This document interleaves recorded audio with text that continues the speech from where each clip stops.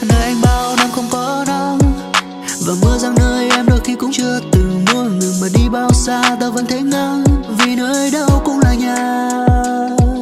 Anh băng qua bao la có sóng trắng, niềm tin mong manh cũng chỉ biết rằng vùng thật căng để mà lênh đênh trôi mang theo bao cố gắng.